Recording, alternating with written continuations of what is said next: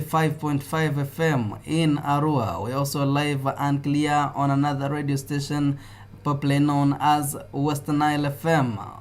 Live on 98 FM covering the Western Nile region, Teso sub-region, Lango sub-region, and Joli and the northern parts of this country. We are live and clear on another radio stations known as UBC Magic 100 FM. Most welcome to UBC Ground Zero. It is another important edition of Ground Zero. Ampaire Amon Butega is my name, and I'm glad that you have been part of UBC from the time we had Uncle Phil in the morning shows up to this time that we have to start, and we are glad and happy that you have made UBC your number one radio station, but also UBC Ground Zero as your favorite radio program. Today we're discussing something unique. We're going to talk about the engineers. We're going to talk about the professionals who have made it possible for the better stay of all Ugandans, the people who plan for where we are to stay, work, live, and everything that we do around our surrounding and the environment. These are the people that sit down and lay these structures and plans. And today we're going to talk about different topics and issues in this very profession. They are about celebrate 50 years of profession engineers and innovations in Uganda. We're going to know which new innovations they have brought on board. We are going to see how they have propelled and how they are going to make Uganda reach the middle income status. We're going to see how best they fit in the 2040 vision. We're going to discuss a lot in this very profession, and our topic, celebrating 50 years of professional engineers, innovations to propel Uganda to a middle income status. I love you people of Uganda for making UBC your favorite radio stations and all our other radios and also other channels. We are the official broadcaster of FIFA World Cup 2022 in Qatar, and I'm glad that you are enjoying this very sport on all our channels. I want to thank the team that is taking lead in this, Peter Tai and the others, and also the management for inspiring and promising Uganda, and now you are delivering on the same promise. In the studios of UBC, we are going to discuss this important topic of celebrating 50 years of professional engineers and innovations to prepare Uganda to the middle income status. It is a very big privilege that I have been joined by Engineer Andrew Muhwezi. You're most welcome to UBC Ground Zero. Thank you very much. And is the president of Uganda Institution of Professional Engineers. You're most welcome to this edition of UBC Ground Zero. It's a very big privilege and honor to have Engineer Hans J.W. Mwesugwa. A big privilege and honor to have you on UBC Ground Zero, sir. Mwesugwa is the project manager and also an engineer. Most welcome to UBC, sir. Thank you. It's a very big privilege and honor that we have a lady in the studios of UBC, and is also an engineer. I'm so much glad about this. And I'm also happy that you represent the women in this country, and I'm glad that also we have women who are in this very profession. Most welcome, Teddy Okwi. Thank you so much. Interesting. This is so inspiring that we have a lady in the profession. We thought, and from the beginning, engineers have all been men. And I'm glad that also females are joining the institution, they are joining the profession. A big privilege and honor. Ampaire Amon Butega is my name, and we are live on on YouTube. We're streaming live on YouTube. Just enter UBC Ground Zero and you'll be part of this conversation. But remember, also subscribe to our YouTube channel. And also we are live on 4 radio stations covering this country. And it is a big privilege and honor that we've started this also edition of Ground Zero. We're going to enjoy it, and I believe we're going to learn and get inspired. Later on, you're going to be part of the conversation on 776 511 426.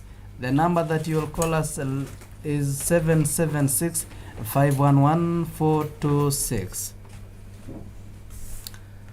Let me start with you, Engineer Andrew Mwezi, to tell us about the profession of engineers and this institution, what you do, how did you come into existence, how far have you gone, what is it that you are celebrating this 50 years of engineers and in this very profession. Most welcome, Andrew. Thank you very much, Amon, and a very good morning to our listeners and those who are following us online. Very privileged at the Uganda Institution of Professional Engineers to be in the studios of the public broadcaster, and it's a very great honor to us. The Uganda Institution of Professional Engineers is a professional body, an independent membership organization that brings together all engineers, technicians, and technologists in the country. It was established in 1972, succeeding the then East African Association of Engineers, which had been in existence since 1945. And since then, since 1972, we've been part of the history of this country. Whatever this country has experienced as engineers and as a professional body, we have experienced it over time. What we do as a professional body, when graduates leave university, they leave college, between the world of work and the classroom, we take over as a professional body. So our business is professional development of engineers, technicians, and technologists.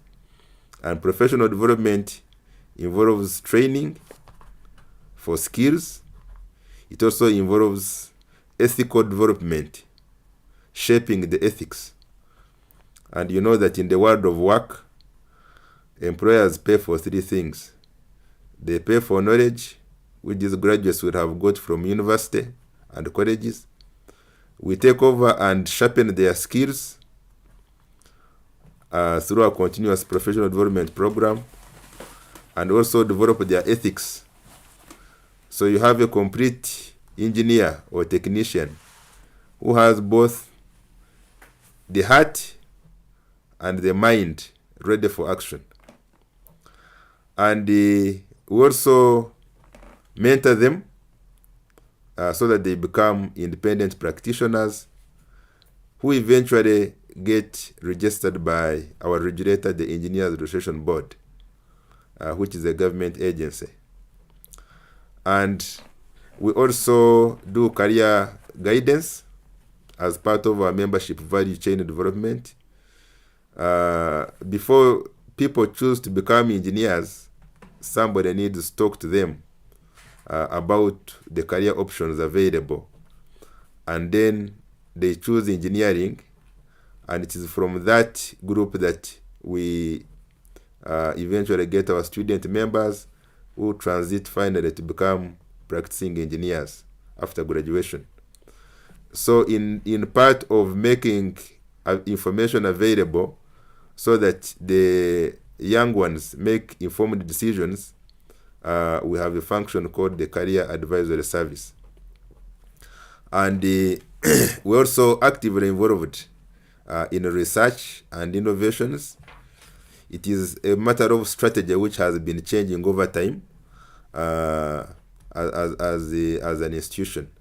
But now we have institutionalized research and innovation development in our systems in the institution. Over the last 50 years, we have had different phases of development as an institution. We have deepened our branches in the countryside. We now have 7 branches in Kampala, Jinja, Soroti, Lira, Arua, Mbarara, and we have recently opened Mbare, which is the 7th branch. And these act as backstopping centers to bring matters of professional advice to the public very close, far away from our headquarters, which is situated in Chambogo. So in the last 50 years, we have contributed to the professional development of engineers in the country. We have now a critical mass of registered engineers who are performing different roles as independent practitioners, both in the government and in the private sector. We have also, as you rightly observed in your opening moments, you indicated that engineering used to be a profession for men.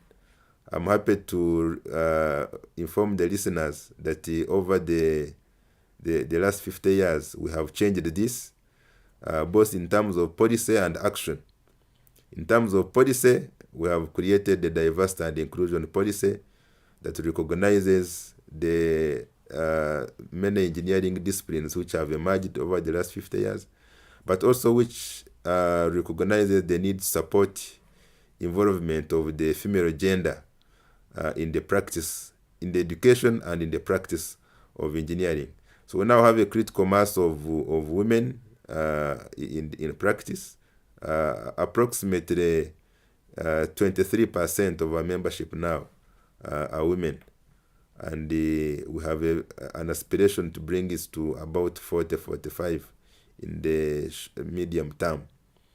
And we have also had a lot of engagement in terms of standards development in the country. We work with the UNBS.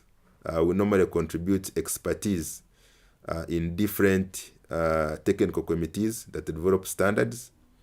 And we have also been working closely with the National Council of Higher Education on accreditation of engineering programs for universities and colleges to make sure that they reflect the needs of the country.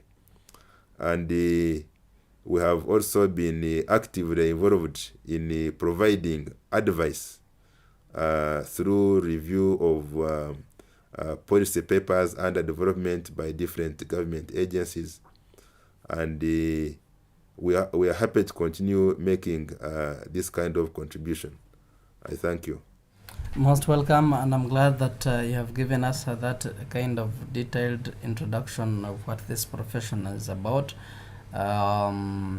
Engineer Hans, what do you do in this profession, and what is about that project management? Which project do you manage? What do you do in this profession? Most welcome, sir. Thank you, Amon, and good morning, our dear listeners.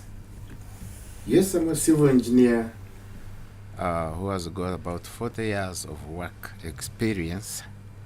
And if I say that it is now culminating mainly into project management, and for the sake of this program, I'd rather quickly come to the management I'm doing on behalf of the Uganda Institution of Professional Engineers. I'm managing a project for career guidance. And as my president, Engineer Andrew has said, it's one of those things that the Uganda Institution of Professional Engineers is doing to take back to the community. If I can take it as a project management portfolio, I'm coordinating the efforts so that we go back to the communities all the way from primary, secondary schools, inclusive of the parents, teachers, administrators, to point out how to get careers for our children. And alongside that, we shall take them through do-it-yourself processes, importance of science and technology, clubbing and whatnot. It's one of those. But I may be on the engineering professional side. Let me say that I've managed projects such as the design and the construction of the Office of the Auditor General, a building that stands between KCCA and around there, that houses the offices of the Auditor General, as an in-house project manager, coordinating efforts of all the other consultants, contractors, and the client to bring about the design of a building, the construction of a building, and leave it at utilization of the building. I also did the project management for a building called the Courts of the Judicature. That's also a construction within Kampala that brings judges together, and so quite a number of other projects I have undertaken. Over to you, Amon. Thank you so much, Engineer Hans, for being part of UBC Ground Zero today. A lady on the panel and the first engineer who is a female that I have seen in my life. Most welcome, Teddy Okwi, on the show. Thank you so much. Vice President, the female representative. What is your experience ever since you joined the profession and also the institution? Wow, thank you so much, our dear listeners. My name is Teddy Okwi, and I want to share with you my experience as a lady engineer who rose up not just from degree level, but I started way below.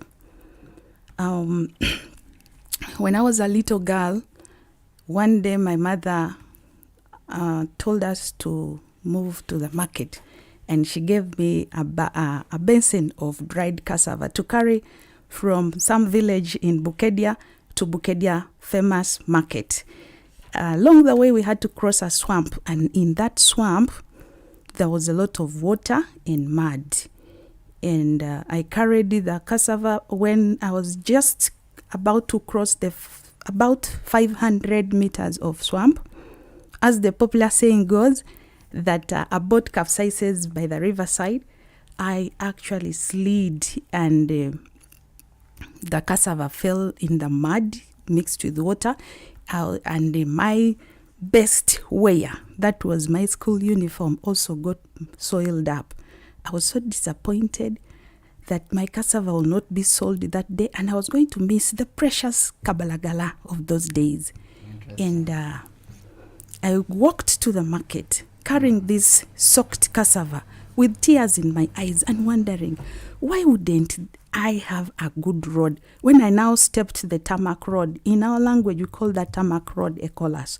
But I was walking on barefoot, and the cassava was heavy on my head, and under my feet the stones pricking me, and I felt myself, this is a better ground than the swamp that I crossed, now that I'm going to miss my precious kabalagala. So that inspired me, and I told myself, how can I also connect my village to this Ecolas? Call it Ecolas. And that shaped my journey in engineering. I went to Madeira Girls, and I ended up doing engineering after doing HSC. I faced quite a medical challenge that could not help me concentrate in class, and I could not make it to Makerere. That time it was mainly Makerere, which was the university offering engineering in the late 90s, and I had to start with a diploma in civil engineering. So I have walked through from diploma up to masters in engineering. And one of the things I have seen in this profession is that it's mainly a male-dominated profession, and if you are not focused, you can get intimidated. And you lack confidence and even lack the concentration. Another thing I've seen in this profession is what society has labeled for us, the ladies.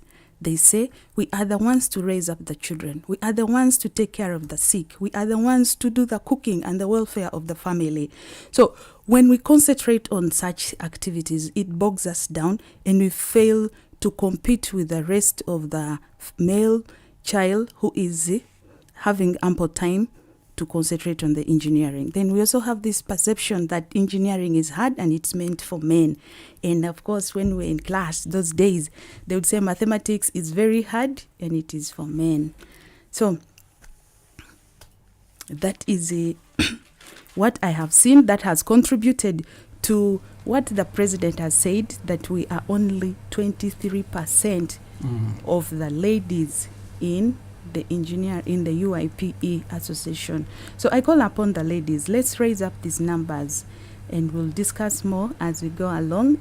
I'll share my experience, how I have navigated through the challenges that I have shared with you about this male-dominated profession. Interesting. How has it been? How have you been treated by these men in this kind of institution and in the profession? When I was starting as a technician, I had one nasty experience where I was bullied outside because I was a little girl, and this profession collects people from different walks of life, and you get them in the sites. Some are crazy young men, and one thing that I saw much was the bullying of the girls. And when you're not strong enough, for us, they say, ladies, we are shy. But when you are not strong enough, bold enough to tell a man, hey, my name is so-and-so, I don't mind what you say, you can get intimidated. So that thing is what pushes girls out of this profession. You weren't pushed. But my question now is, what kept you focused to the end of it all, to the extent that you are now a vice president, almost one of the most top position of any given institution? Wow. What has kept me going is my gut. I have a belief that whatever I believe in, and I put in the interests, the determination and motivation, I achieve it. So I follow my instinct. When I was a little girl, I told myself I have to be an engineer. Interesting. So I grew up calling myself engineer. Even despite the health challenges I was going through, I said I have to be an engineer. So I followed that drive that was in me, that amidst all challenges, amidst all odds, I have to be an engineer. That's why I even started with a diploma. You know, that time, if you didn't make it straight to Makerere, you're like that one who has not performed well, and you don't fit in society. But I said, I'm following my gut, I'm going to achieve engineering. Then the second thing I have seen, what has worked in my life, is to get mentors, people who walk me through this profession. Most times I run to, for example, Engineer Hans and ask him, how do you do this? I have this challenge. How can I go about it? So they help me navigate through these challenges and encourage and also see us through. Then I have also found someone I can always run to. Because despite being an engineer, life has to continue. You are a lady, you have to produce children, you have to raise them up, you have to take care of your family. So I look out for this person who can stand in for me at a time when I need them most. For example, I work in Karamoja and my children are here in Kampala. I have to look for someone who can nearly best suit my shoes, take care of my other part of the life. Interesting. Thank you. This is really inspiring, and I really have to be an engineer. I really have to be. And with that kind of introduction and that inspiration, I am going for a very short break as I'm trying to digest this kind of inspiration and introduction.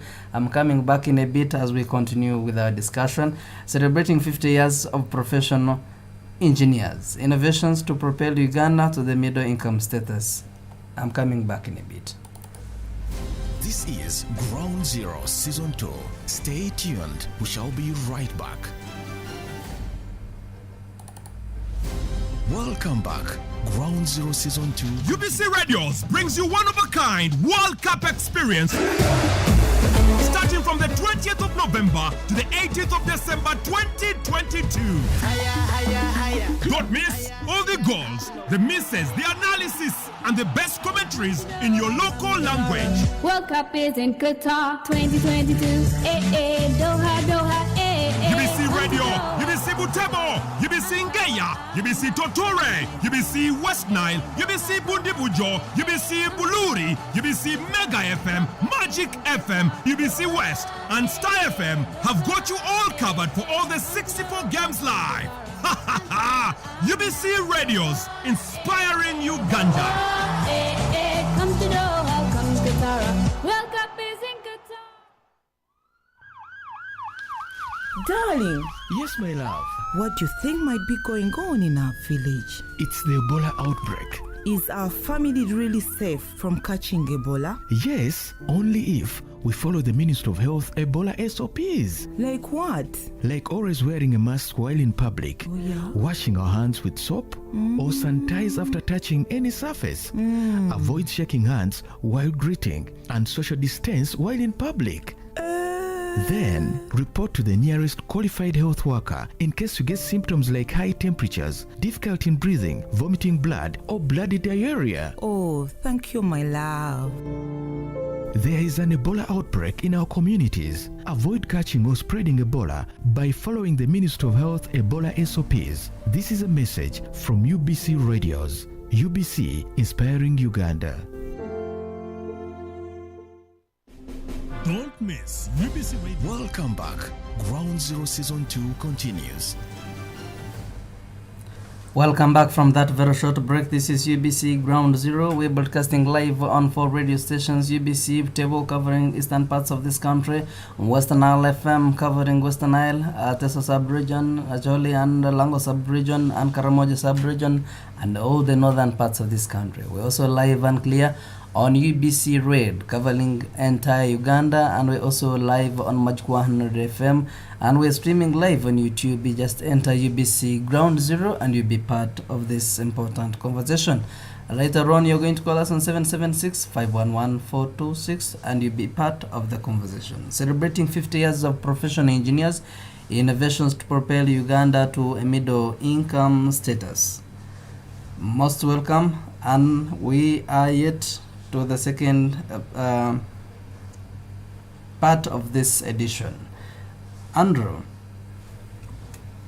how do you prepare the young engineers or the engineers in this profession from the time they leave campus to the time they have to set on their career? Thank you very much, Amon. Maybe before I delve into that, I want to quickly pick it up from where Engineer Teddy left it. And highlight to the listeners that we are so serious as a professional body about gender diversity and equity that 2 of our vice presidents are ladies, 3 out of 7 of our branch chairpersons are also ladies. Interesting. And we have a specialist committee to deal with women engineers, technicians, and technologists. And as I've told you, we have a target to bring up this number from 24% to about 45% in the medium term, as in the next 3 years. Now, back to the question of how do we prepare the young ones from when they leave university. As I've indicated in my first submission, we have had a bit of enrichment in terms of strategy. Previously, we have been picking it from when they are already in university, and then we admit them as our student members, and we start the mentorship journey, and also enhancing exposure through our our conferences, our workshops, to help them understand how the world of work runs. But now we have done what the business people would call backward integration, and we have brought in the career advisory service, which Engineer Hans has talked about, so that before a person makes a choice to become an engineer, they must be convinced from their heart that they actually wanted to become, or they want to become engineers. We want to hear some of the challenges which we have seen through our experience, where somebody is dictated upon, say, by a guardian or a parent that they must become an engineer, literally forcing them in that direction. And because they are being supported by way of tuition, they accept to pursue that path. Now, they may even get good grades. Now, the challenge in the world of work, such people will not become good practitioners because their heart was not in the first place in engineering. So our career advisory service is meant to hear some of these societal challenges. And we make sure that we give information, and if a person must do engineering, then they have an informed choice. Now, once they reach university, then of course the university has a big role to play. But from the professional body, we start with the mentorship journey from there. Now, once they leave, once they graduate, we have what we call the graduate training program. This graduate training program, we facilitate it as a professional body. We create linkages between the fresh graduates and willing employers. And I'm emphasizing willing because we have found challenges where we knock on some employers' doors and they do not necessarily open for us. But we have good partners. For instance, we have a program which had, it's going to close in April next year. It had 102 graduate trainees. Out of those, 78 were engineering graduates, and 24 were technicians, the ones who qualify with diploma from colleges. And we had placements in various industries, in the construction industry, in the manufacturing industry, even in the consultancy industry. And I'm also happy to note that as a result of that program, about 60 of them have been retained by their host organizations. And this program was also supported by the delegation of the European Union to Uganda, and they supported in terms of providing limited support so the graduate can be able to travel to and from the place of work. And some of the employers were also providing some facilitation specifically for that purpose, to keep the trainee working. Now, the significance of such a program, as you know, it increases the skill levels of the graduate. And even if the host organization does not take them on, but they are now more competitive, their CV is richer, and they have something they can deliver in terms of output. So they can easily find employment, or they can even employ themselves. So even the 42 haven't got off the program, some of them are already pointing in the direction of starting their own enterprises. Now, universities normally churn out aggregated in the country close to 1,000 plus engineering graduates every year. So you can imagine if we had employers, willing host organizations who would work with the Uganda Institution of Professional Engineers to provide placements even for just 600 of them. So you can see how we would be able to alleviate some of the burden related to underemployment or unemployment among engineering graduates. And this would provide a lot of impact to the country in terms of supplying polished labor that can support industrialization, that can support contracting. And this program is therefore our vehicle, which we use for supporting the fresh graduates when they leave university. And we also attach them to mentors, and then those mentors now encourage them to become graduate members of the institution. That's the first level of entry level for a graduate engineer. And it is from there that they will be prepared that after 4 years, they can now submit their reports, be assessed, and become registered by the Engineers Registration Board so that they can enter into the regulatory framework. Okay. Thank you very much. Interesting. Most welcome, Engineer Hans. You talked about Engineer Andrews has prepared the engineers. You brought them. But you mentioned earlier on about some of career options.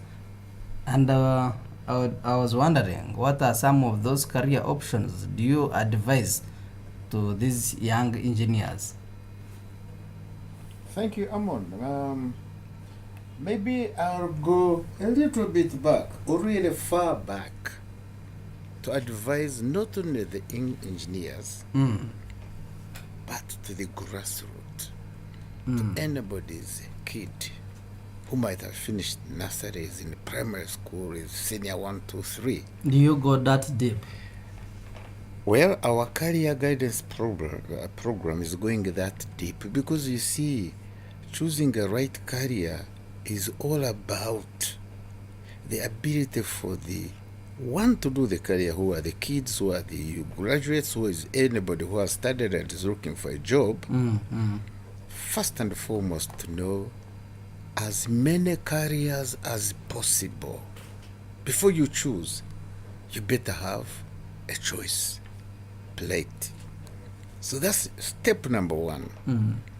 And that works even to your toddler when you start realizing what skills, what interests the kid has, similar to a graduate.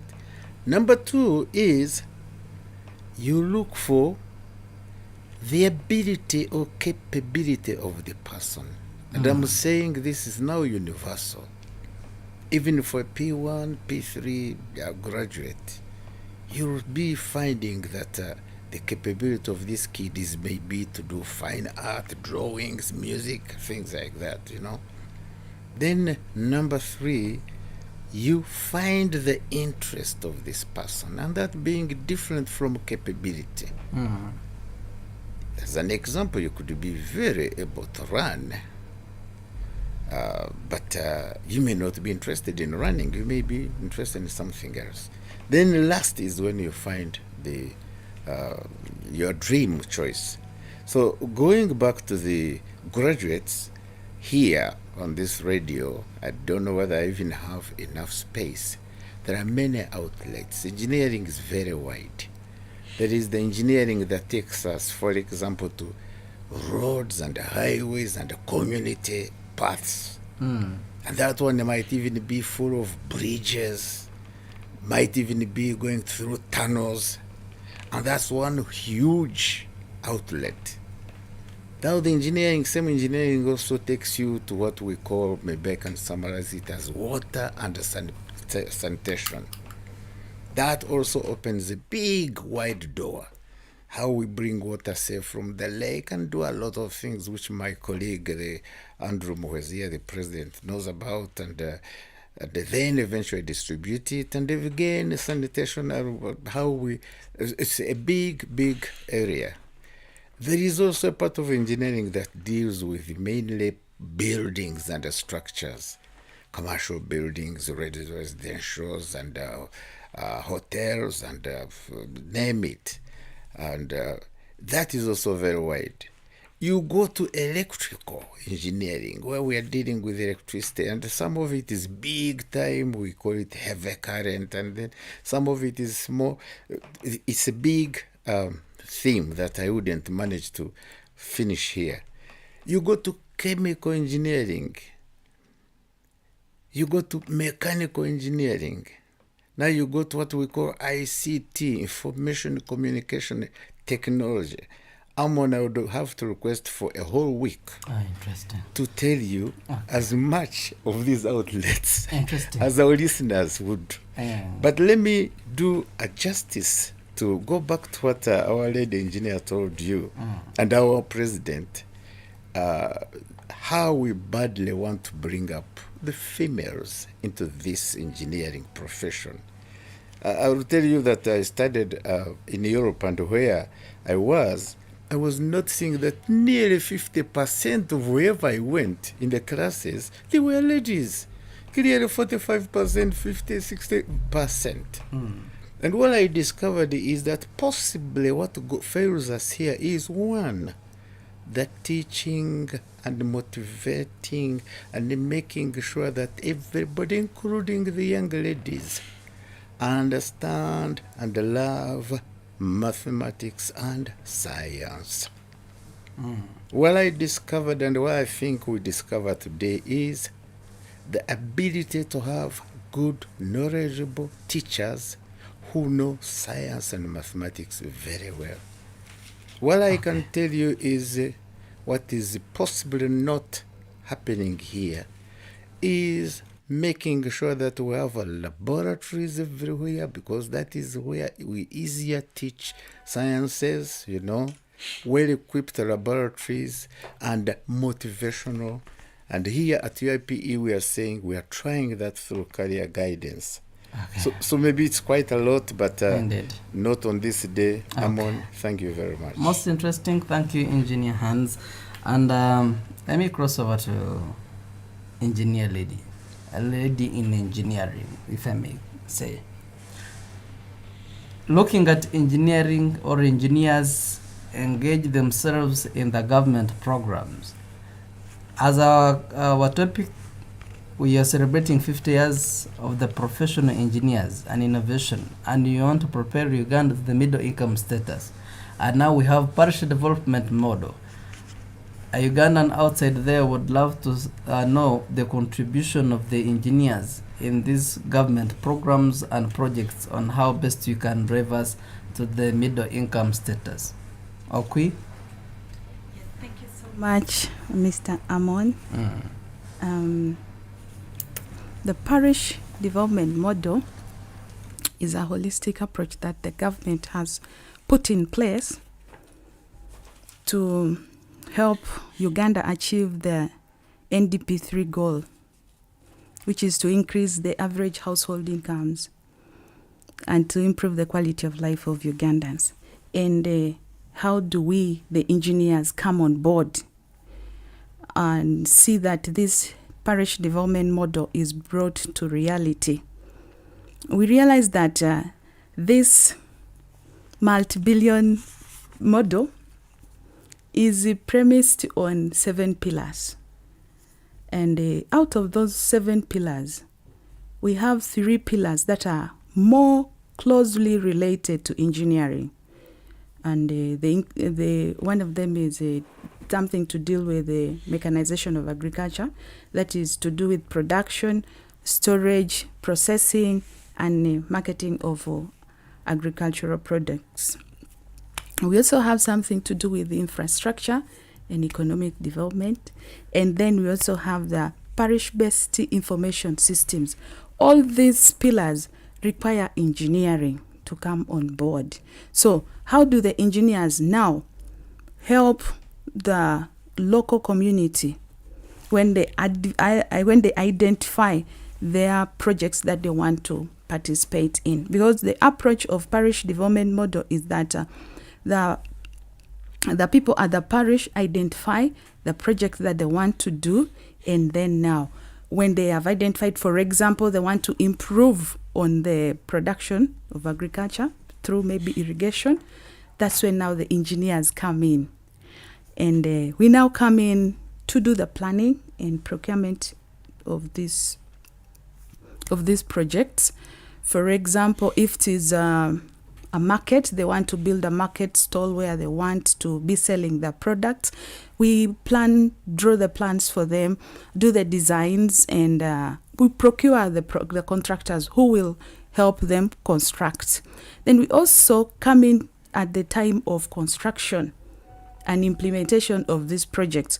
For example, if it is an infrastructure, a road that is helping the farmers to deliver their products to the market, there will be need for construction of that road, and the engineers will come in to do the supervision.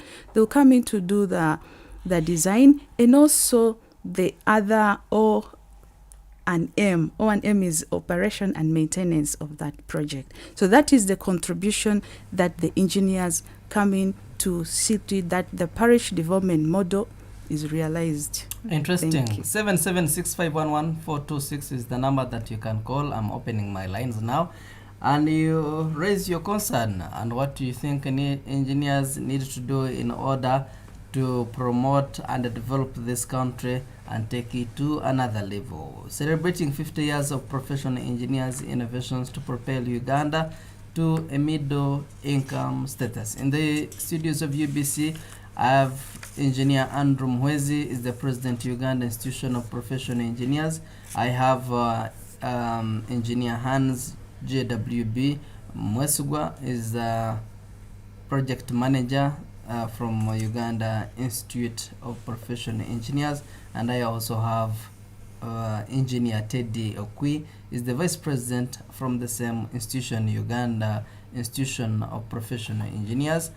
And I'm going for a very short break. When I return, I am going to pick some of your calls and then we'll continue with the discussion. I thank you, and I'm coming back in a bit. This is Ground Zero Season 2. Stay tuned. We shall be right back. UBC Radios brings you one-of-a-kind World Cup experience starting from the 20th of November to the 18th of December 2022. Don't miss all the goals, the misses, the analysis, and the best commentaries in your local language. World Cup is in Qatar 2022. Doha, Doha, UBC Radio, UBC Butebo, UBC Ngeya, UBC Totore, UBC West Nile, UBC Bundibujo, UBC Buluri, UBC Mega FM, Magic FM, UBC West, and Star FM have got you all covered for all the 64 games live. UBC Radios, inspiring Uganda.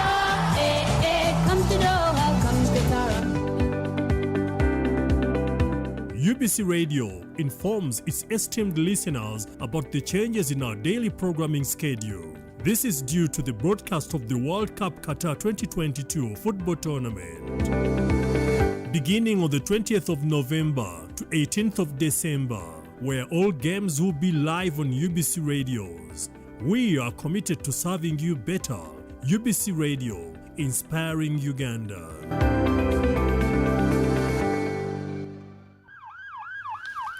Darling, Yes, my love.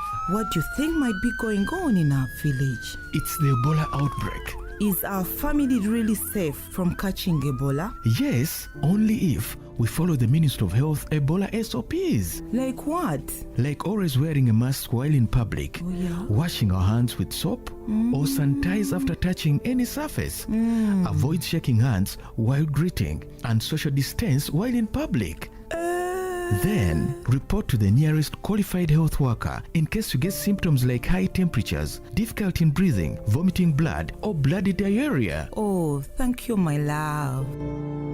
There is an Ebola outbreak in our communities. Avoid catching or spreading Ebola by following the Ministry of Health Ebola SOPs. This is a message from UBC Radios. UBC, inspiring Uganda. It's hot. We passed it. We didn't know exactly what the problem was on the ground. There is no pretending about the effect of this thing. There's no pretending about it. Nobody should. It's a problem. It's balanced. This is not the stage at which you start planning to tax a commodity like coffee, especially from down there. It's intellectually engaging. The Constitution provides that the land must be registered under the customer tenure system, which is one of those that's recognized by the Constitution. Ground Zero Season 2, live and syndicated on your public and national broadcaster, UBC, inspiring Uganda. Welcome back. Ground Zero Season 2 continues. Welcome back from that very short break. This is UBC Ground Zero. Ambaire Amon Utega is my name. We are discussing celebrating 50 years of professional engineers and innovation to propel Uganda to a middle income status.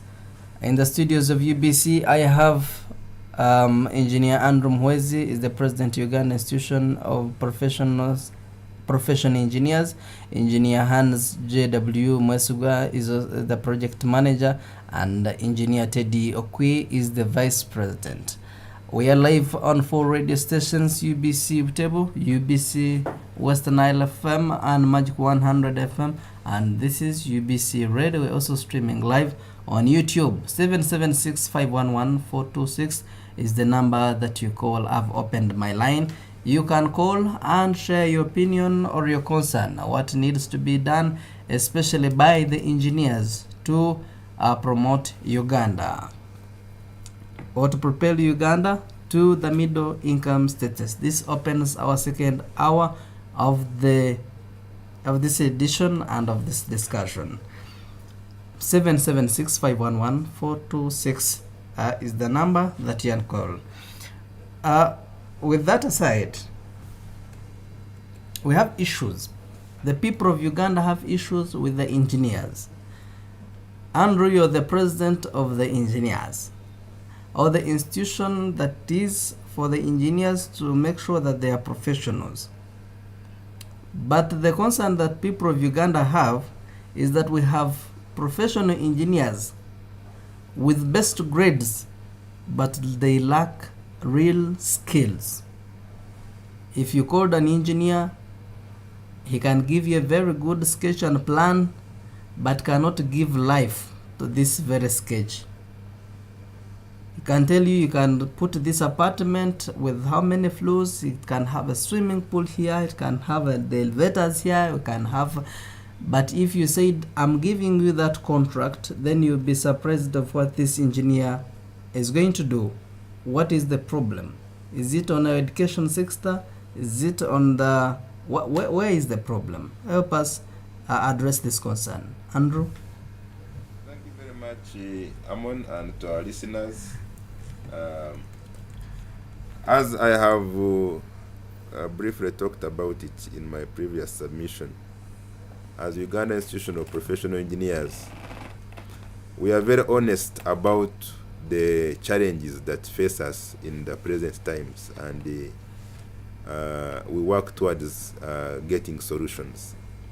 So we recognize that universities, colleges, and the whole value chain of the education system has some gaps in delivering skills that can enable the graduate to be a self-starter immediately after college or after university.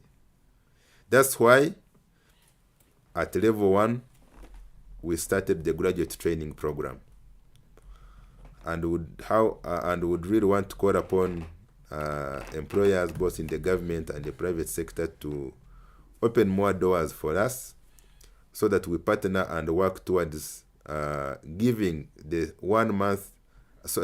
6 months, 1 year transition step to fresh graduates to enable them develop some skills that can enable them to be self-starters, either as employees or as the self-employed Ugandans. But on the second level... And do you think that time is really enough to equip someone with the real skills, the hands-on skills? You know, skill development is not an event. It is not something that happens overnight. But somebody must have, just like you have clearly indicated, somebody can do for you a nice plan, but taking it to the ground there could be some gaps, for instance, in the quality of output they will deliver. Okay, that's why we say before we authorize by way of registration an engineer to be independent, to stand alone in their practice, they must have worked for 2 years under direct supervision of a registered senior engineer. Then they are given additional 2 years of limited independent practice, but still under supervision. And then after 4 years, we declare, once the person has satisfied our registration requirements, that this person is now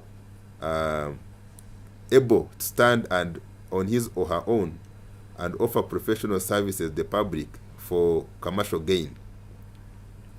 So that those 4 years recognize that gap. But as I've indicated, for us as an institution, we confront our challenges in a very honest manner, and we continuously also learn how others are doing it elsewhere. Take an example, the lawyers, when they leave university, fresh like the engineers, after 4 years, they first, before they go through the LDC, they cannot practice on their own. The LDC actually gives them what you can call the apprenticeship program. It's like a skills enhancement program.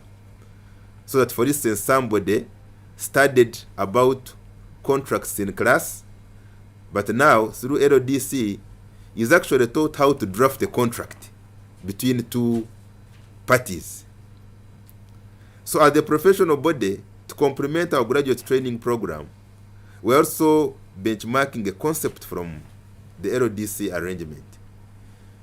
And we want to start an apprenticeship program, which will run anywhere between 6 months and 1 year. And the first program, which we actually want to focus on, our apprenticeship program, we want to focus on professionals for the building industry. The building industry, for the benefit of our listeners and you, Amon, is that if you are putting up a building, commercial building, residential building, you will need a civil engineer to deal with the structures. You will need an electrical engineer to deal with the power systems and anything related to clean power, telephone, voice, etc. You also need a mechanical engineer to deal with fire systems, plumbing, water systems.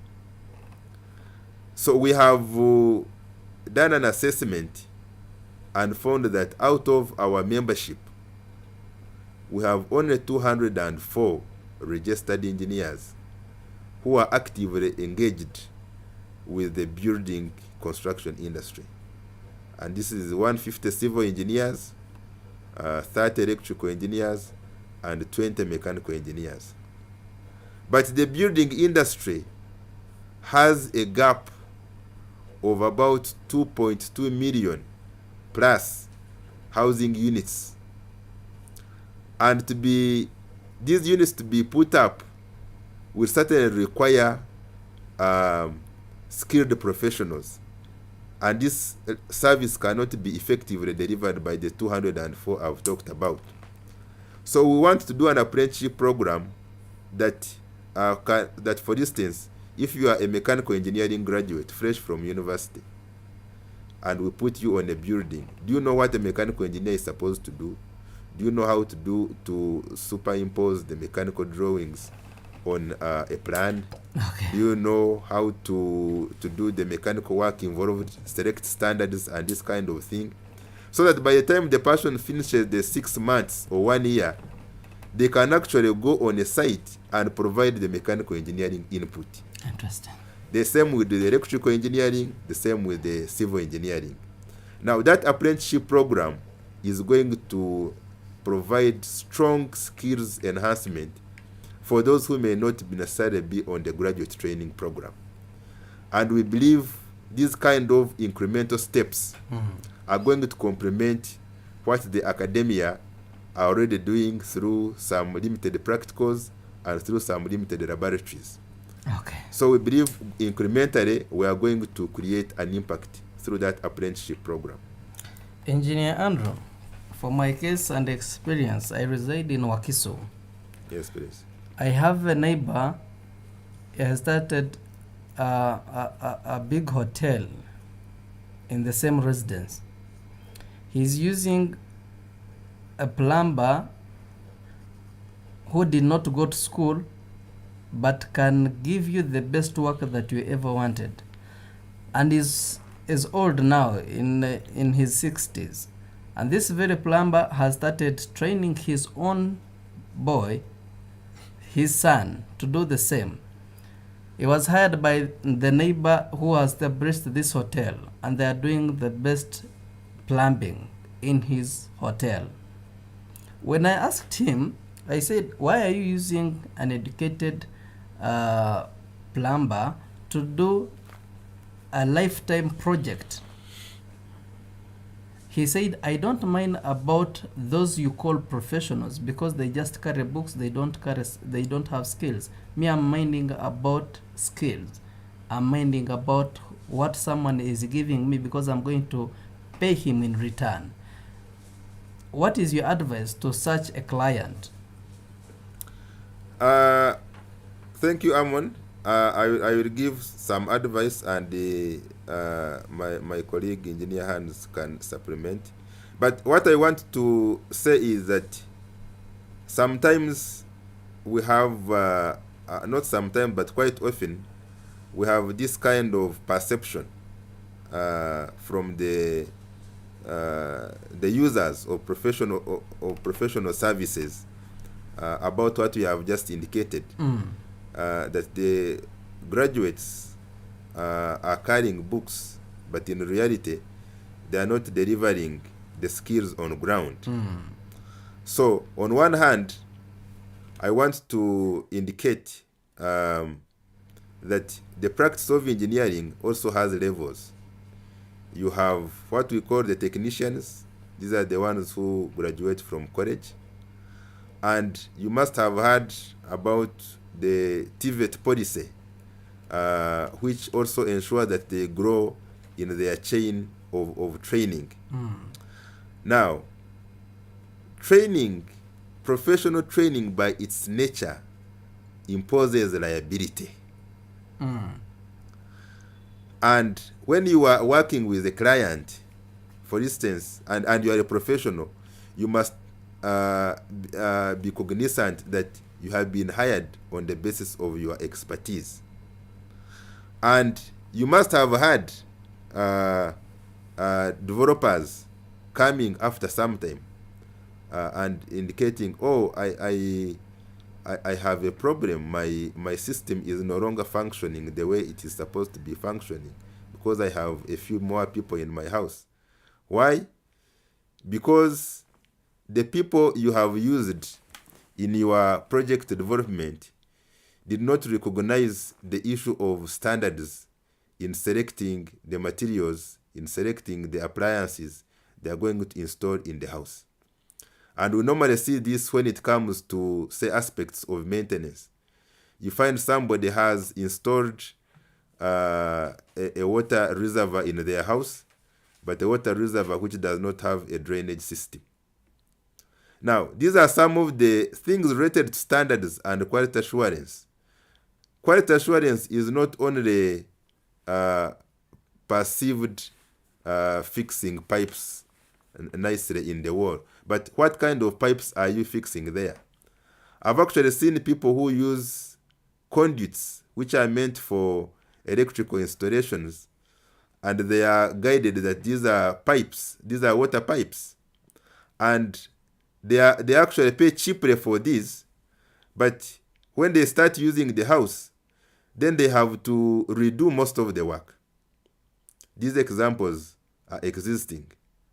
So for us, our take is there may be some perceived skill gaps or real skill gaps within the what you would call the professionals, but we define, that's why as an institution we define when do you call somebody a professional. This person must have gone through the system of assessment and they have a certificate of that authorizes them to practice. And that's when this person can be condemned on the basis of having failed to provide the skills that they should have brought to the job. Let me allow my colleague, Engineer Hans, to supplement on that point. Engineer Hans, as you come in, using the same example of that plumber, but we also have young men who are primary 4, 5, 6 dropouts, but they are good mechanics. You give him your car, it is well.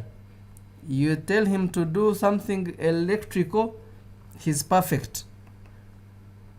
How are you bringing those engineers who are uneducated on board? Because they are also engineers in our sense.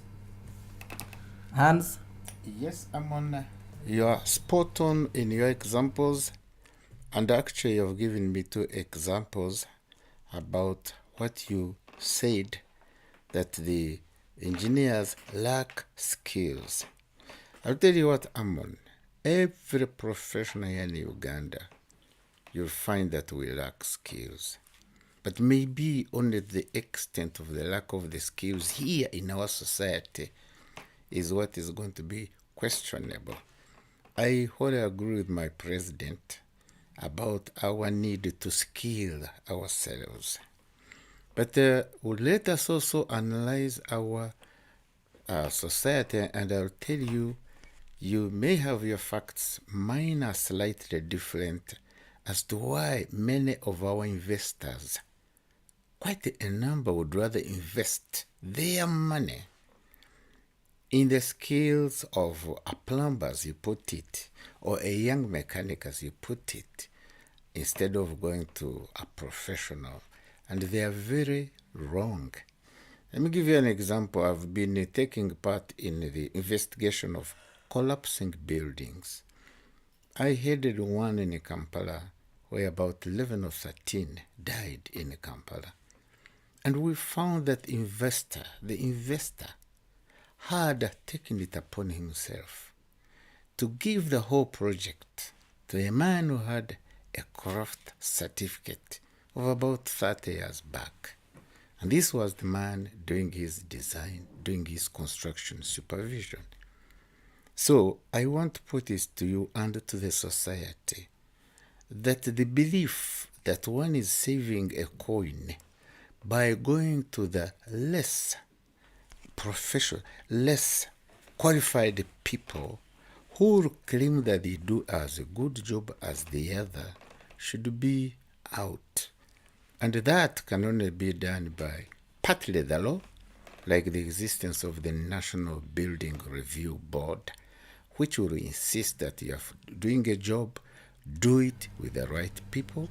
It can also be exterminated by the investors realizing that when you invest your money, it's not the simple belief that let me get someone who is cheap and then I'll get a good job. Before they exterminate them, Engineer Hans, yes, please. Isn't there any option or a platform in your institution to improve these skills of these uneducated and professional engineers who are changing society, by the way? I think my president has alluded to that. Unfortunately, resources may not be enough to cover everybody who is needy. But of course, here we start with what we can manage. I think my president has alluded to at least dealing with technicians, technologists, artisans. These are people who have at least managed to go to school. But I know that in society we all are trying to come up with the schemes of helping out everybody. You are spot on when you go to Katwe. Katwe possibly deserves a special project because these young people, and I know quite a good background of how they manage to excel. Do you know that many of the Katwe youngsters are dyslexics? This is a word that you may have to look up in the dictionary, but it is some inability, and eventually these people drop out of schools, but they're actually very intelligent and clever. But our society does not have a way of helping out people with inabilities in one end, but abilities in another one. So here, I hope and pray that the Uganda Institution of Professional Engineers, of 5 years to come, 10 years to come, 20 years to come, we could also do that. I think for now we're only saying our resources may not be able to help out every needed person. Yes, thank you. Interesting. Hans, before I let you go. Yes. Professions and money. If you called an engineer today and you showed him your work plan and what you would have to contract him with or her, the first thing he would say, he will not take you through the plan and what is needed and required, or whether advising you whether you're fit to build your structure here, whether it is swampy or what. But he will first ask you how much are you offering. And most of us think that we are not professional enough. We are only money minded. How are you advising your engineers to resort to profession and then money comes later? Again, you are spot on, but unfortunately, again, I'm again going to ask you to investigate or see how you get your facts.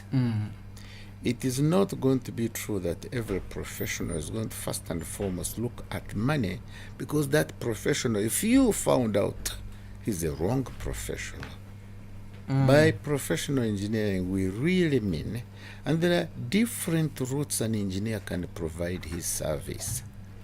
Let us go to this one who is a contractor, and you ask him to do a job, and did he ask you, what do you want to do? How much is there for me? Okay. But with the professionals of advising and designing and supervising. If I may request a minute to have a caller. Okay. UBC. Good morning, UBC. A very good morning to you. Most welcome to UBC Ground Zero. Thank you. This is Juma from Pega. Okay. Yeah, well, Uganda could not be all that crying. They are lacking competent engineers. If really that job are provided in time to our citizens. We have so many Ugandans who are looking for job abroad, and yet they qualify, and yet they are professional in their field. There is a biasness when it comes to job tracing within our community in Uganda. There are some group of companies, they does not consider whoever is a citizen to be a head of a certain department, unless or otherwise you are related or your friend to maybe the establishers. Those are establishing those factories and industries. So to me, what I'm calling upon the government of Uganda to do, let us try to be a little bit transparent. Advertise for a job, in particularly where you know that the qualified personnel, they are within our community, within the country. Okay? Balancing it, and the tribalism shouldn't be there. Yes, when I'm sounding like that, some stakeholders may say that there is no tribalism, but it is there somewhere. So let us try to be realistic.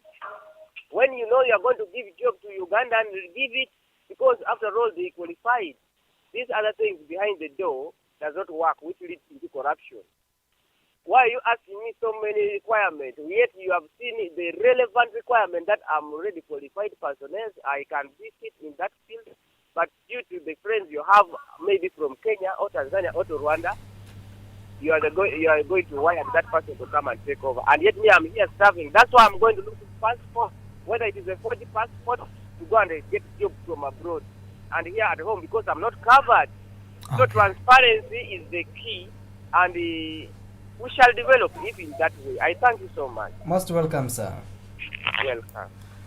As UBC Ground Zero, 776 511 426 is the number you can call. UBC? Yeah, morning. A very good morning to you. I'm Roger from Nafa. I wanted to ask Madam Okui, how is she helping those ladies who have finished engineering but they are there in the village? Okay. My next question is, We have companies that can employ people like constructing the roads. Don't consider people who are educated, who have experience.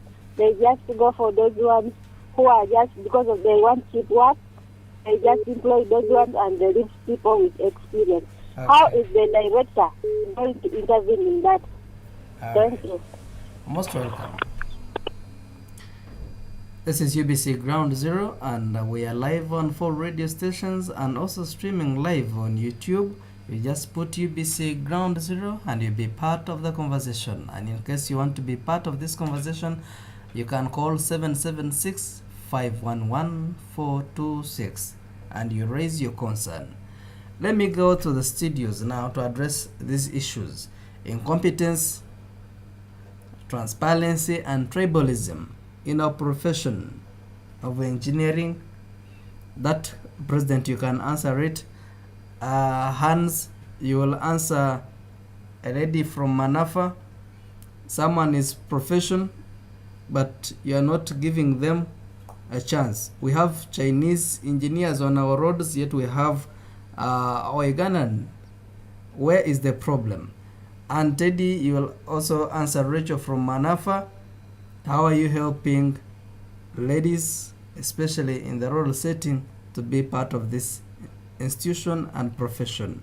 Let me start with Andrew, Mr. President. Thank you very much, Amon. And thank you to the callers who have put across the points of conversation. To the point you have asked me to speak about, aspects to do with the incompetence, transparency, and all this in the work environment. Well, there are different perspectives. This cannot necessarily be holistically addressed by a professional body, but for us, what we focus on in terms of our membership is to shape the ethics. Okay. So our members, for us, we focus on shaping ethics. That, for instance, if a client gives you a job, so in terms of how you conduct yourself in the job, in terms of how you do your work, in terms of how you become honest about what you can do and what you cannot do, these are the things we focus on when we are shaping our professionals. Interesting. We have a caller. UBC? UBC?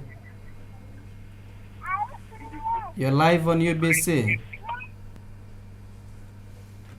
Oh, you can call again and make sure you are away from your radio because it really creates that echo in the radio. Had you finished, Engineer Andrew? Yeah, and maybe the final point on that. Now, from the employer's side, because he addressed aspects of where somebody has qualified but is not given an opportunity, rather the opportunity is passed on to somebody else, what you may call technical know-how. That's why I have indicated that for us as a professional body, we are focusing on increasing competitiveness of our members. Okay. That when a member who has gone through our institutional systems presents himself or herself to an investor, an employer, the employer makes a choice based on the value this person is going to bring to the project, is going to bring to the job. These are the kind of solutions we are focusing on. Hans? Yeah, I think I wholly agree with my president, but let me summarize mine in 2 points, Amon. If you have a private sector-oriented investor, all he needs is guidance. All he needs is to know that in order to bring about value for money out of his project, out of his coin, he had better employ someone who is more suitable for the job. Someone who knows the job, not somebody who he knows. That I can only leave it at that, because like an example of your man putting up a hotel, God help him to think that the plumber is the one who is going to save him. But possibly if he was lucky enough and institutions are listening like NBRB, National Building Review Board, somebody should quickly rush to him and stop him from failure to utilize the proper services that are given by qualified and Interesting. then I go to the public sector investments. Okay. Unfortunately here, it could be a government person misusing his or her powers to give a job to someone who doesn't know, someone who doesn't qualify. Here again, my summary of it is to hope that our country will grow to enforce regulations that we have to make sure that the right people are in the right positions. Interesting. Yep. UBC? I forgot one point. In seconds, Juma? Yes, please. I would like our president there to analyze for us annually how many engineers come out from institutions. Okay. Then the following 5 years, how many have so far had got jobs? So we feel like they could stand firm to also feel like a job creator for those released engineers who are well qualified, such that together we can develop this down to Uganda. I thank you. Most welcome, Juma. And thank you for being part of UBC Ground Zero. Before I cross to Teddy, can you quickly answer that, Mr. President? How many graduate, how many get out of these institutions or out of your hands, and how many get employed? Thank you very much, Juma, for the question. I want to summarize the answer in 2 points. Number one, as I've indicated to you, for instance, we took 102 fresh graduates on a program. 6 of them got jobs in 1 year.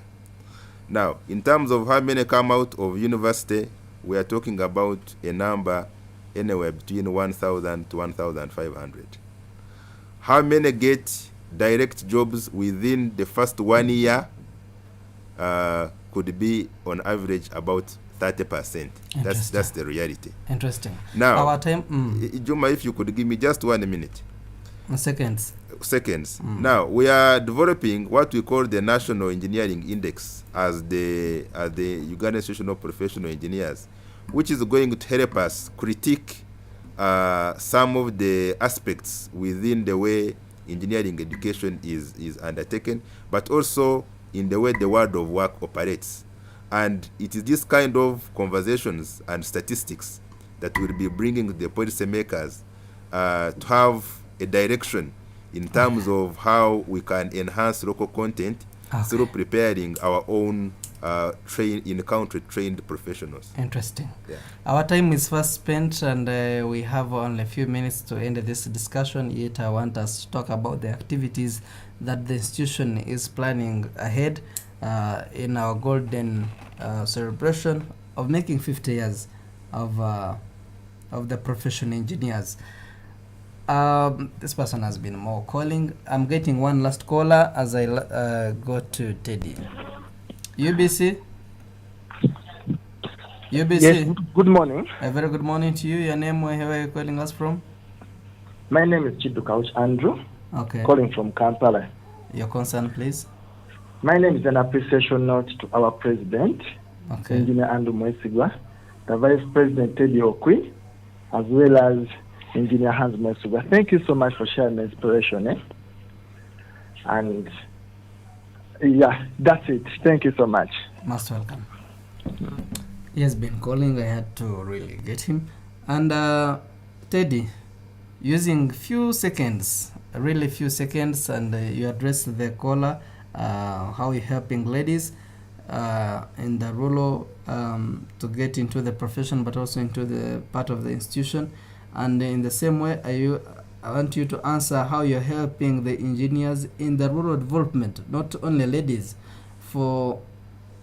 because many think that you're always based in the urban centers. How are you going deep to the grassroots? Amon, with UIPE, I want to pick up from what our president has said, increasing the competitiveness of our members. UIPE has 7 branches that are close to the communities. And I would like to encourage my sister, Rachel, all the way from Manafa, that there's a branch that is very close to you, that is Mbale branch.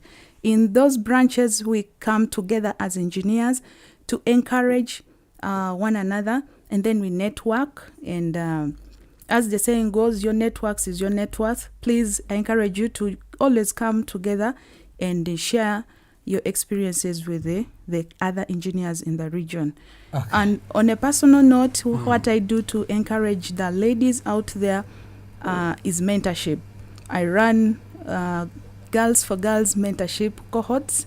I'm a cohort leader, and we empower ladies in leadership. It's noted that some ladies lack soft skills like negotiation, effective communication, and they fear even to stand up in public. So when we do this mentorship, we do them most cases online, and you can reach us however remote your area is. So far, I have trained many ladies over 50, and I encourage you to log in or join us. Interesting. Mr. President, Engineer Andrew, Yes, please. what are some of the innovations that come from the engineering sector or profession that you are proud about in this country? Yeah, I want to answer it in two levels. There are innovations which are by our membership, but there is also innovations in terms of institutional structuring by the Uganda Institution of Professional Engineers. Innovations by our own engineers in the country. I would like first to recognize the engineers through the Ministry of Science, Technology and Innovation, who recently worked on the space program and launched the Par-Africa Sat-1 satellite. This is a breakthrough, and it is going to be a catalyst where they can help bring more engineers into the space technology. There are also engineers who are doing a fantastic job in terms of agri-machinery for value addition in communities. And I may not list all the projects here, but as you know, through our registration process, we normally require engineers to prepare technical reports to demonstrate what kind of real-life projects they have actually worked on. So we have anywhere between 100 and 150 community-based projects for agri-value addition, which our members have worked on. Okay. And you also know that engineers are actively involved in the Kira EV project.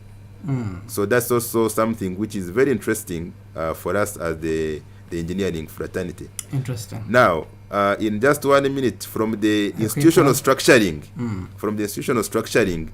we have now brought research and innovation as a core function of the institution. And just like you have government and private sector, when we are working with our membership, there are facilities which our institution puts in place that supports the work of our members. Okay. We have now established a committee of experts that helps to bring to life some of the ideas our engineers have, so that they can ably engage with financiers. Okay. And we have also reached out to the STI Secretariat, and we have opened up conversations with them to see how we can work together to promote innovations. So from an institutional perspective, that kind of framework, we also look at it as an innovation that can bring a platform for those who have been out there and need opportunity to showcase what they have been working on. Interesting. Yeah. Thank you. Engineer Hands, ethics and integrity. Do you have any platform or a disciplinary committee where you discipline, punish, or advise unprofessional engineers? Amol, that was a question for my president, but I am a past president of the institution, so I can able answer it. Yes, the Uganda Institution of Professional Engineers indeed has that committee, and it provides for disciplining any errant member. Thank you. If I may bounce back to the president on the same, how are you able to punish unprofessional engineers? Thank you very much, Amon.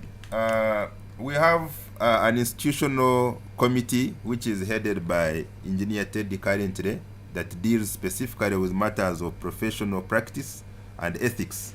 So, for instance, when our member errors, the public can report, or through our information network, we get this information, complaints. Okay. We investigate. Interesting. We give them a hearing based on the facts at hand, and we also go on the ground and do due diligence. Now, if our member is found to have erred, what we do, we can apply a number of sanctions, ranging from reprimands to deregistration.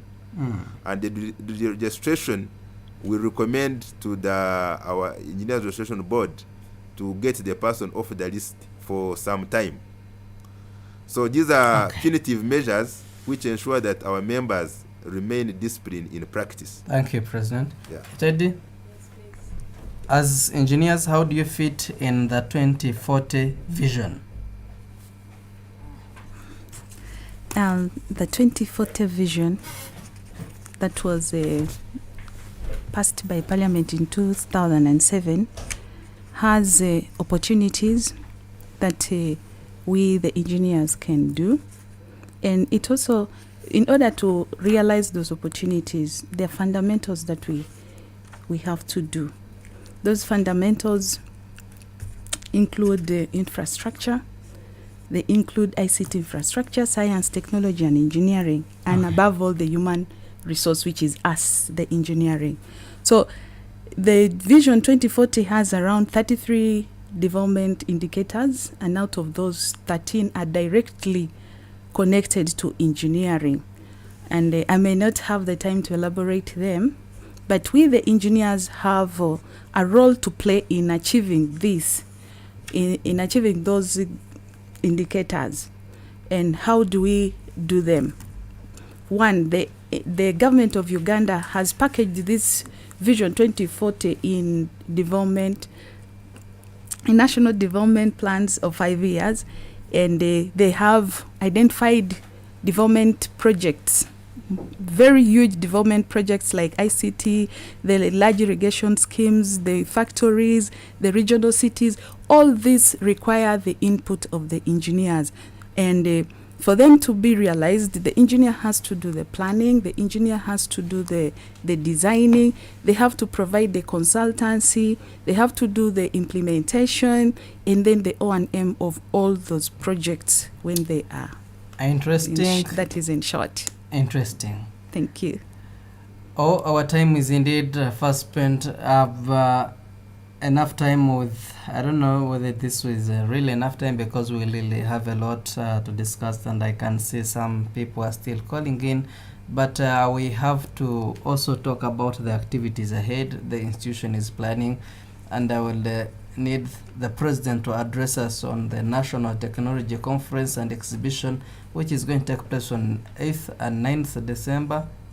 And Engineer Hans, you're going to tell us more about the gala dinner on the evening of that 9th December, as well as the Vice President, you're going to tell us about the Thanksgiving service in different religious denominations. Let me start with the President. Thank you very much, Amon, for this opportunity. As part of our celebrations to mark 50 years, we have exhibition on the 8th and 9th at Royal Suites in Bugorobi. And this exhibition brings together the innovators, it brings together the technology vendors, it brings together the researchers and policy makers.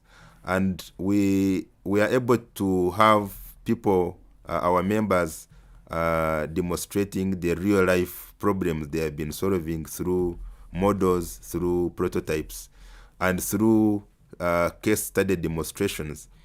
And so this is what the exhibition will be about. And also we have paper presentations where we now bring some of the latest knowledge solutions to some of the problems the country is facing. So this is a very, very rich forum that we normally organize every year. And this year's is very exceptional because it also focuses on the 50 years. How have we been doing things? What have we done right? What have we done not well? Where are the opportunities? And what can we focus on in the next 50 years? Especially now that we are confronted with the new dimension of technology.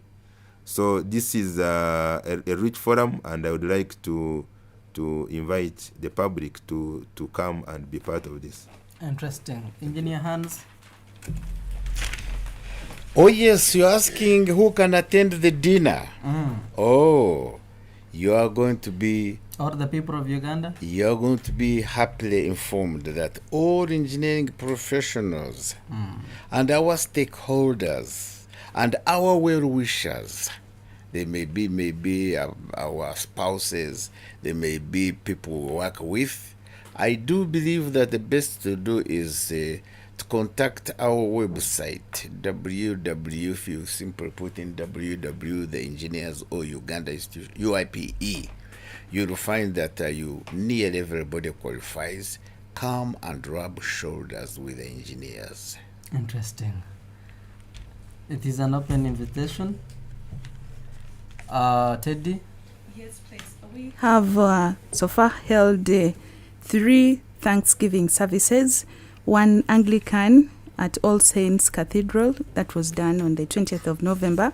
We've also had the one at the Pentecostal, representing the Pentecostals at Watoto Church, and then the Muslim community, we were in Kawempe Mosque.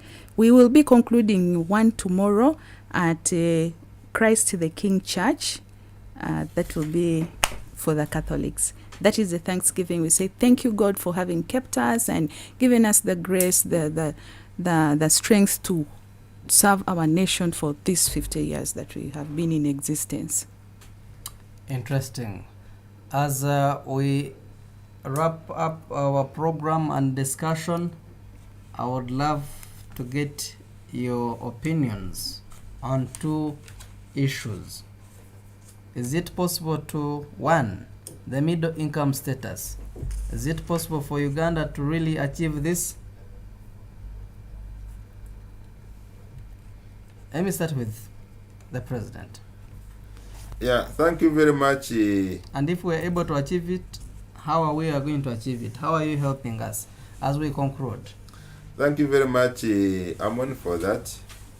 Yes, the belief of the Uganda Institutional Professional Engineers is that we are able to achieve the middle income status, but there is some work to do. And some of the areas which have to be focused on is the physical infrastructure,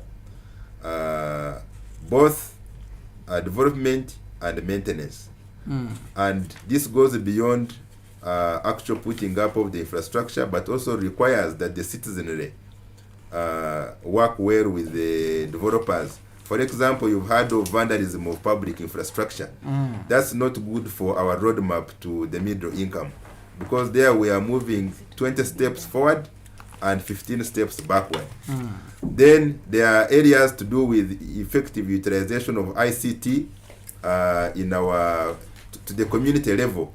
That's going to improve the efficiency of interactions and communications, and we are fairly well on that roadmap, though some work still needs to be done. And of course, in terms of import substitution and creating more value through the manufacturing industry, starting from the agri-value addition. That's also another area where the engineers would be very interested in continuing to work with the public in terms of providing solutions.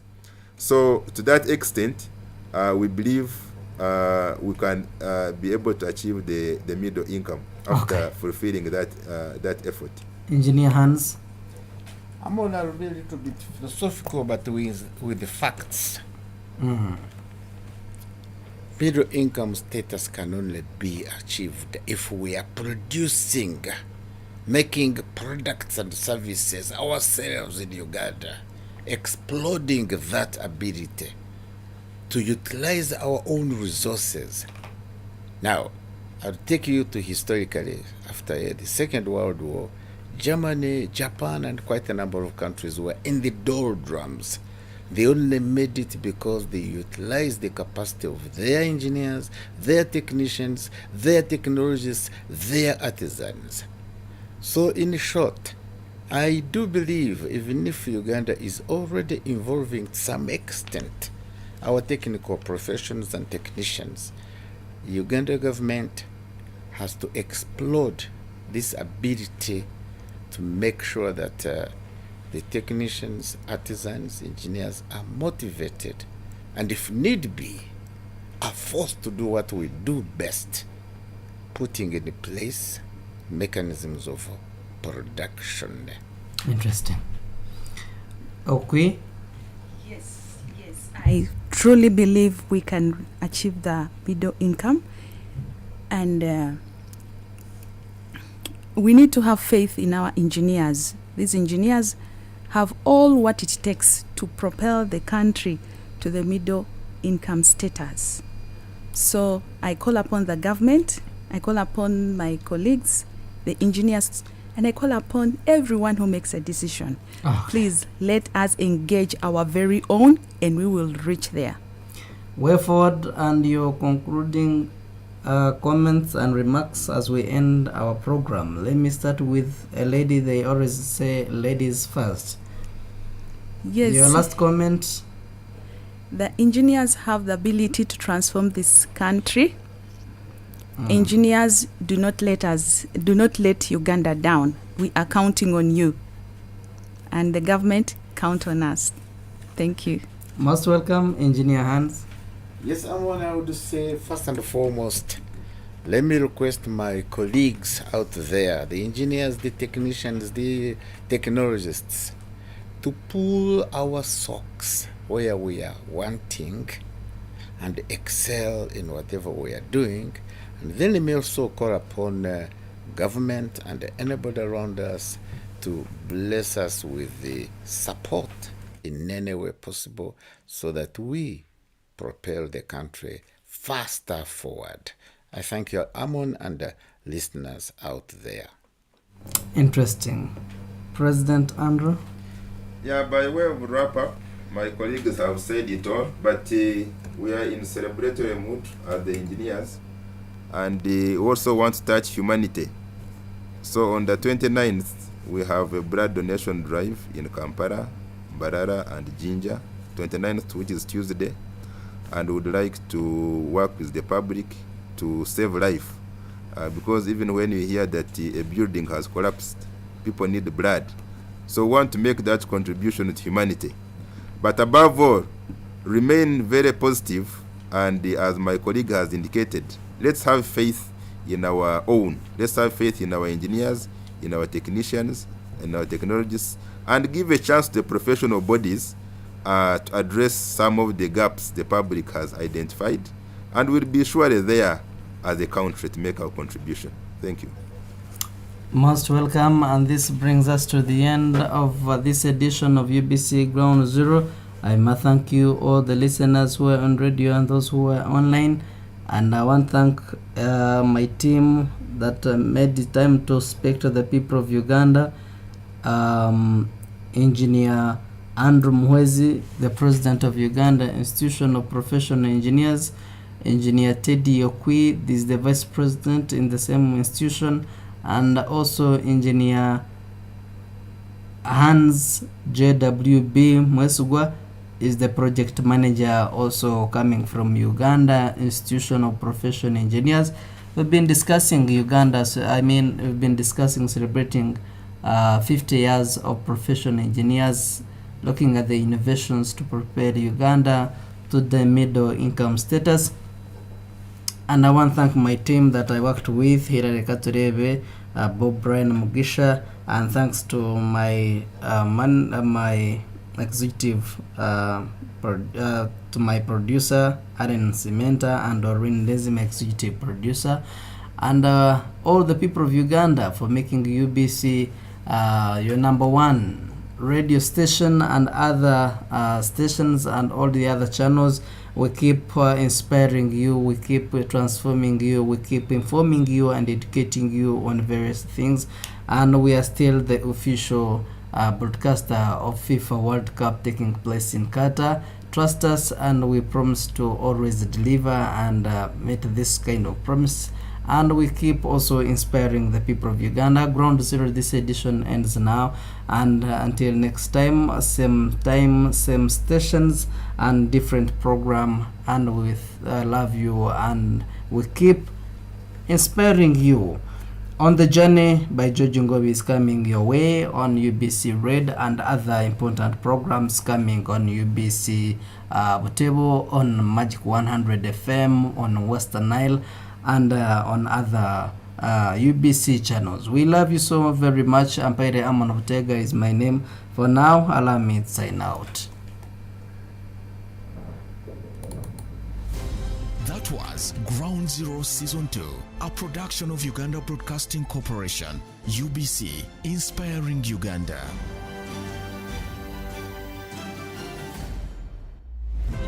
It's hot. We passed it. We didn't know exactly what the problem was on the ground. There is no pretending about the effect of this thing. There's no pretending about it. Nobody showed. It's a problem. It's balanced. This is not the stage at which you start planning to tax a commodity like coffee, especially from down there. It's intellectually engaging. The Constitution provides that the land must be registered under the customer tenure system, which is one of those that's recognized by the Constitution. Ground Zero Season 2, live and syndicated on your public and national broadcaster, UBC, inspiring Uganda. UBC Radios brings you one-of-a-kind World Cup experience starting from the 20th of November to the 18th of December 2022. Don't miss all the goals, the misses, the analysis, and the best commentaries in your local language. World Cup is in Qatar 2022. Doha, Doha, UBC Radio, UBC Butebo, UBC Ngeya, UBC Totore, UBC West Nile, UBC Bundibujo, UBC Buluri, UBC Mega FM, Magic FM, UBC West, and Star FM have got you all covered for all the 64 games live. UBC Radios, inspiring Uganda. Come to Doha, come to Qatar. World Cup is in Qatar. UBC Radio informs its esteemed listeners about the changes in our daily programming schedule. This is due to the broadcast of the World Cup Qatar 2022 football tournament. Beginning on the 20th of November to 18th of December, where all games will be live on UBC Radios. We are committed to serving you better. UBC Radio, inspiring Uganda.